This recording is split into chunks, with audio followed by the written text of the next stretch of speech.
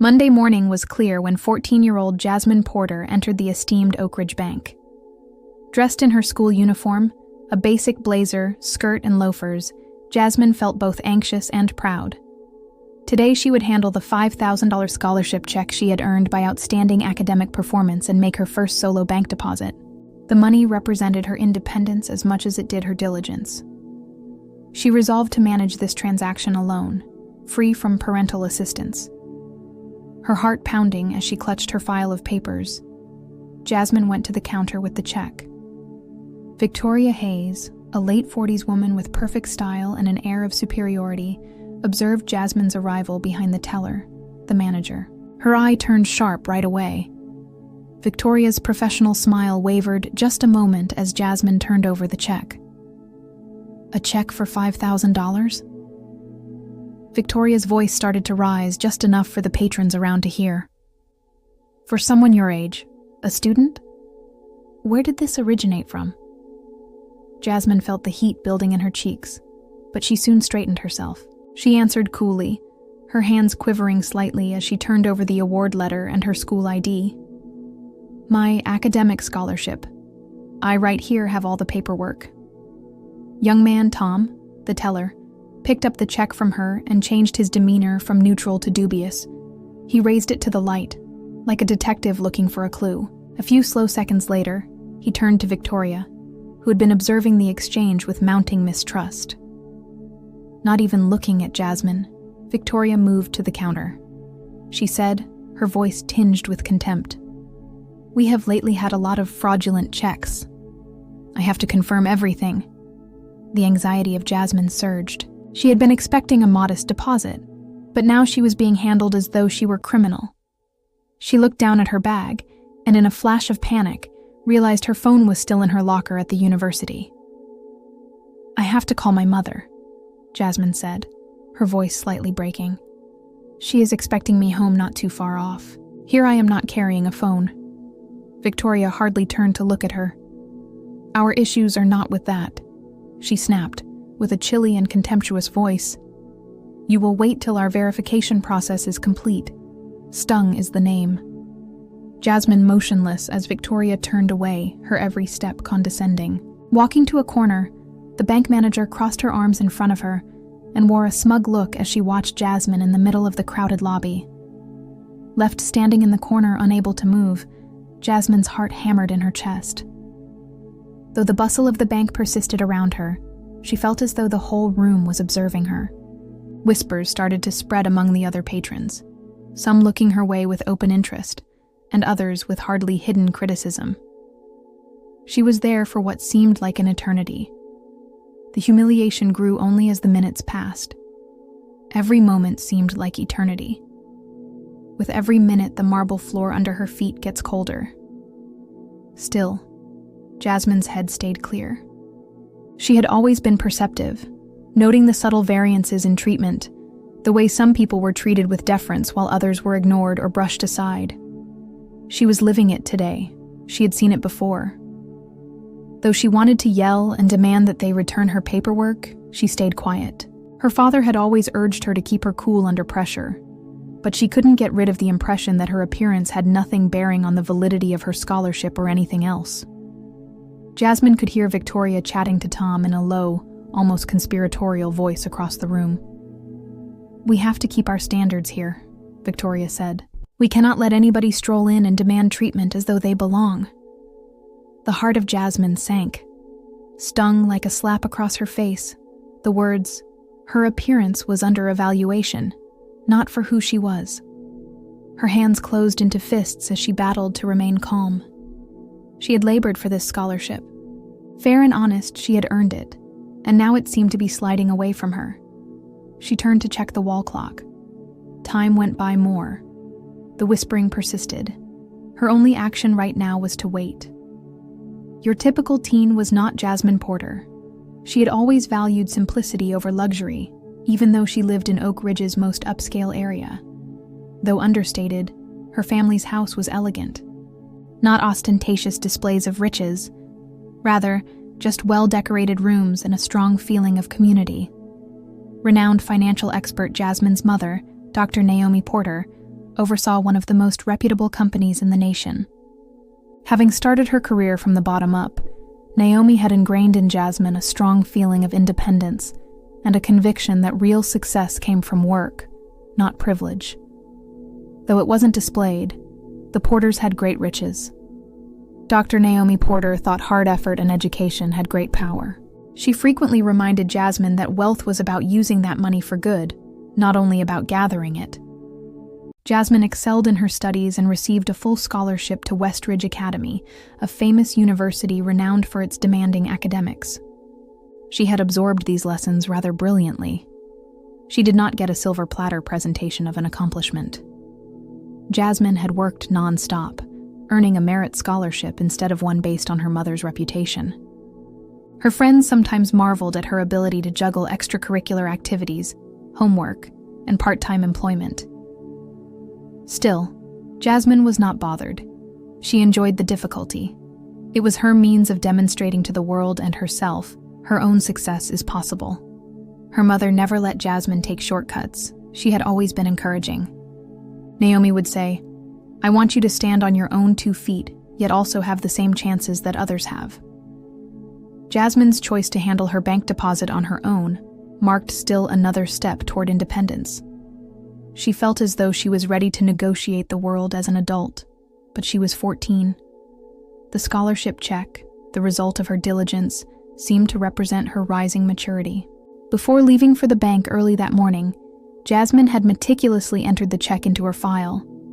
Her mother had stopped to smile at Jasmine while seated at the breakfast table going over some of her firm's financial records. "Are you certain you wouldn't want me to travel with you?" Naomi asked, her voice friendly but slightly worried. "Mom," Jasmine answered softly but with quiet assurance. "Right now, I'm 14. It's time I pick up this ability on my own." Her mother had nodded, proud eyes shining. Though Naomi knew Jasmine was more than competent, she still worried. It was a mother's instinct, that of wanting to protect her child from injury, particularly in a world that might occasionally be cruel and demanding. Jasmine had reassured her. "I'll be good. I'll go in, make the deposit, then I'll be back before your meeting ends." It had seemed like an easy chore. Jasmine never dreamed that such an ordeal would result from simply walking into a bank to deposit a scholarship check. Jasmine thought on the lessons her mother had taught her as she waited in the bank's corner. She had always been brought up to value justice and equality, to treat others with respect, and to demand the same in return. She realized, though, that the world did not always follow the same guidelines as she stood there, alone and embarrassed. Jasmine had been compelled to face the unpleasant truth that her race, appearance, and demeanor affected her treatment. She had not completely grasped it before today. She had never known discrimination like this growing up in Oak Ridge. She had indeed heard about it, read about it in books, but it always seemed so far off, so theoretical.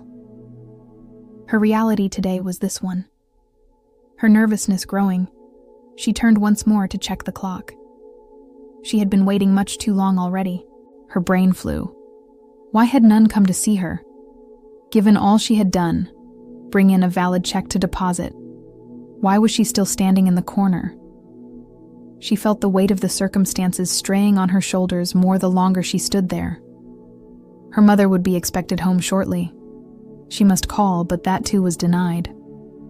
Time passed slowly in the corner Jasmine stood in, the weight of the circumstances weighing down her.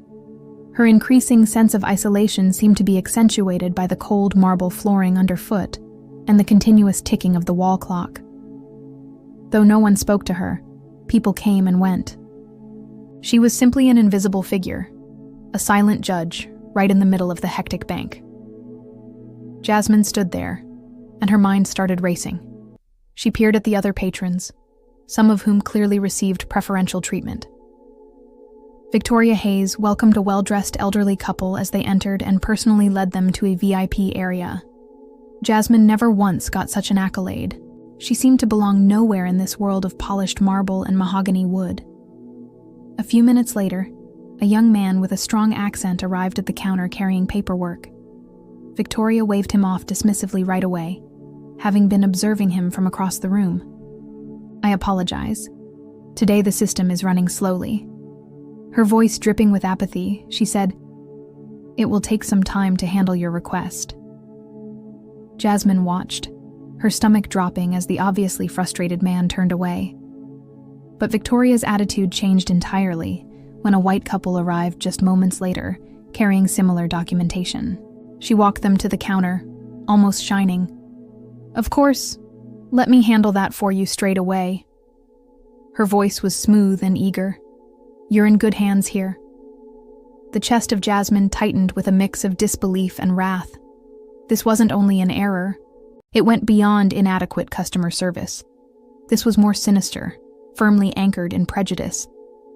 She understood just what was going on. Victoria had made it plain that Jasmine did not belong and was selecting who to treat respectfully.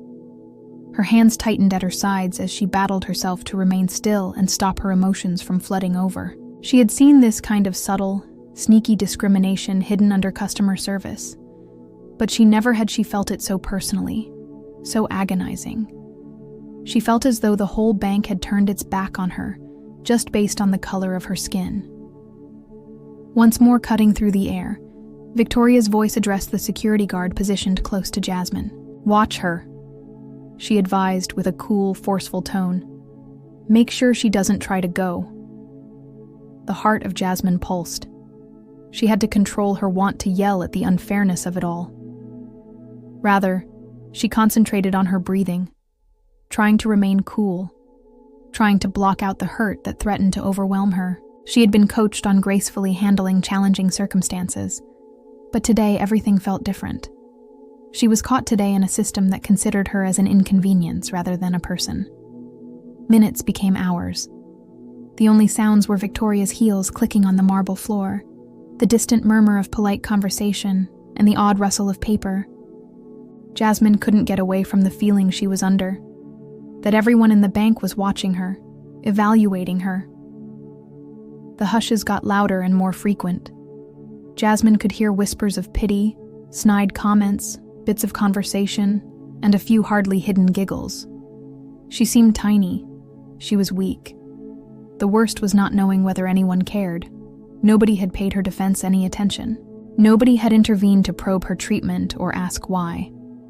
Her suffering seemed to them as though it was simply background noise in a society that had learnt to overlook injustice. Then something caught Jasmine's eye as her mind started to fall apart from the sheer weight of the circumstances. Victoria was speaking softly to Tom, the teller, her face tight with annoyance. "Why is she still among us?" With her voice hardly above a whisper, Victoria asked, "We must throw her out. Make sure she understands she is unwelcome." Jasmine's tummy dropped. She had had enough. Victoria's comments validated what she had long worried about. This went beyond a small error or missing check.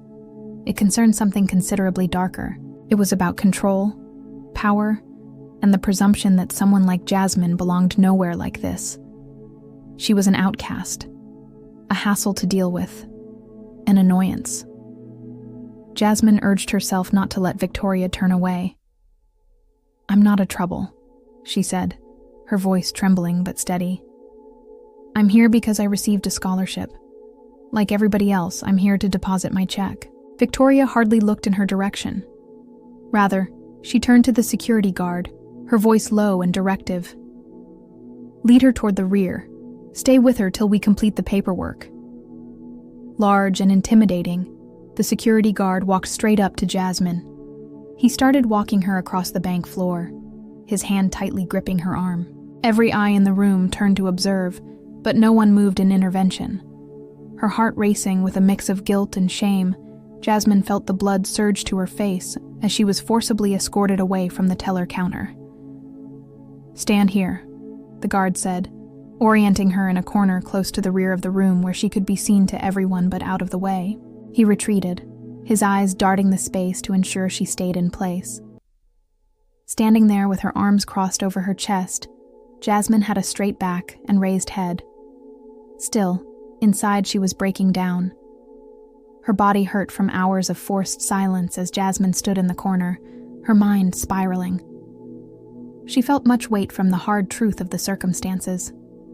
She had been embarrassed and treated as an outcast in an area she had anticipated fair treatment in. Every minute seemed to go on forever, and the longer she had to wait, the more she knew something was terribly off. Her eyes strayed around the bank, looking for anything that might provide a diversion from the terrible sense of injustice. Her eyes fixed on Victoria Hayes, the manager who had been prowling the room with heels clicking sharply against the marble flooring. She was talking to a tall, well-dressed man Jasmine first did not know, but something about his manner caught her as familiar. Judging by Victoria's interactions with him, he was someone she was eager to please. He was someone significant. Jasmine's mind clicked the man's name like a bell. Huntington Wells. Her mother had brought up the name before, in passing, discussing business rivalries. Meridian Banking Group, one of the biggest rivals to the bank her mother had lately acquired, was run by Harrison Wells. Jasmine watched the interaction between Victoria and Wells and felt her pulse speed. Though she could tell it was something serious, she wasn't close enough to clearly hear their conversation. Victoria leaned in toward Wells and handed him a manila folder. Her voice dropped to a near whisper. As Jasmine watched the exchange, her heart pounded. Though she couldn't see the contents, the folder was obviously marked with the word confidential, and whatever was inside was clearly significant. The mind of Jasmine spun. She knew that any violation of confidence could be disastrous and had seen her mother labor for years, developing the bank's reputation and trust. This was not a basic corporate conference. This was something more, a betrayal almost ready. Her posture was far from perfect, yet she moved slightly in her corner trying to hear more. Still, she focused entirely on the two figures. Wells nodded as he perused the folder, his expression austere, even friendly. He said something to Victoria, his words too low to be clear, but the smile across her face told Jasmine all she needed to know. Victoria was not only supporting Wells, she was working actively against her own business and employer. The gut of Jasmine turned over. The second made it more obvious. Victoria wasn't mistreating her based just on her age or race. She was undermining the bank from where she was positioned. Though Jasmine had no idea what was in that folder, she knew it wasn't good, and that her mother's business had some bearing on it. She developed an unexpected will. Jasmine realized she had to act. She was no more only a spectator. She was here more than just to drop a check. She had come upon something far more significant that would impact her mother's life and line of work. She couldn't merely watch helplessly. Her eyes drifted down to the always carried leather-bound notebook. Over her time at the bank, she had been noting the discriminatory treatment she had observed. This was unique, though. This was essential. She had to record every detail she had seen, every whisper. Though she knew she had to keep records, Jasmine had no idea what she could do with the data. She had to ready. Jasmine opened her notebook fast as Victoria and Wells were still speaking softly, her fingers shaking as she wrote. She reported the time, the names from the dubious folder, everything she had seen in those few seconds. The two's conversation came to a sudden stop when Wells stood to go. Victoria gave him a smile and shook his hand. Her attitude seemed almost too eager. As Wells passed Jasmine toward the exit, her heart hammered, his footsteps deliberate. Victoria went back to her regular post behind the counter once he left, but her smile vanished. She was concentrated, her whole attention directed on Jasmine, who stayed in the corner. Jasmine sensed a chill run down her back. Victoria seemed to know she had seen all. Jasmine's ideas flew around. She had seen enough to know that behind the scenes something evil was underway. What, though, could she do with this knowledge? How might she establish what had happened? Her fingers tightened around the handpen, will setting in. She had been wronged, but now she had an opportunity to right things not just for her mother, for her family, but also for everyone else Victoria Hayes had unfairly treated. Jasmine wouldn't let this slide. Silent as the weight of the circumstances fell on her was Jasmine. Years of waiting, years of humiliation had molded to this moment. She had been wronged, treated as though she didn't belong. But today she possessed something far more valuable than her paperwork or check. She carried the truth. It was time to share that truth. The bank doors opened and in walked her mother, Naomi Porter, as if called by her thoughts. The pulse of Jasmine skipped a beat. Naomi's presence was magnetic. She was cool-headed, orderly, and perfectly dressed, a far cry from the anarchy that had developed in the bank. Having been supervising Jasmine's suffering, Victoria Hayes stood up straight as soon as she saw Naomi. "Miss Porter?" asked. Victoria greeted her with a voice full of pretended civility. "You not expected me today? How might I be of help?" Naomi, though, answered with less politeness. Her eyes narrowed as she turned instantly to Jasmine, seeing her daughter standing by herself, still isolated in the corner. Before Naomi covered it with a calm facade, a flash of rage tore across her face. "Jasmine, how are things?" Her voice full of concern, she asked. Nodding, Jasmine battled to control her feelings. Mom said, "I'm good," her voice steady in spite of the whirl of ideas inside her. "You should be aware of one, though." Pulling out her leather-bound notebook, Jasmine started to go over everything she had seen in the bank. White clients' preferential treatment, her cold indifference, and most importantly, Victoria's and Harrison Wells' conversation, all point to. She read from her notes, her voice steady as she related the dubious meeting and the folder labeled confidential. Naomi listened carefully. Her face grew hard with every word. Jasmine stopped. Then Naomi turned sharply to Victoria. Naomi said, "Ms. Hayes," her voice frigid, "I think you owe me an explanation and my daughter an apology." Victoria's assured front started to break. She stammered, "I have no idea what you're talking about," but Naomi cut her off. Naomi answered, her voice firm but under control. "I know exactly what you have been doing. Working with Harrison Wells, you have been plotting and passing private information to a rival company. This is corporate espionage, not only of inadequate customer service." The bank became quiet. Nobody got moving. Jasmine watched as Victoria's face went white, and her calm broke under Naomi's words. She started to defend herself but found no words. Naomi deprived her of that opportunity. Ms. Hayes said, "You're fired," effective right away. The words settled with a finality that seemed to reverberate across the bank.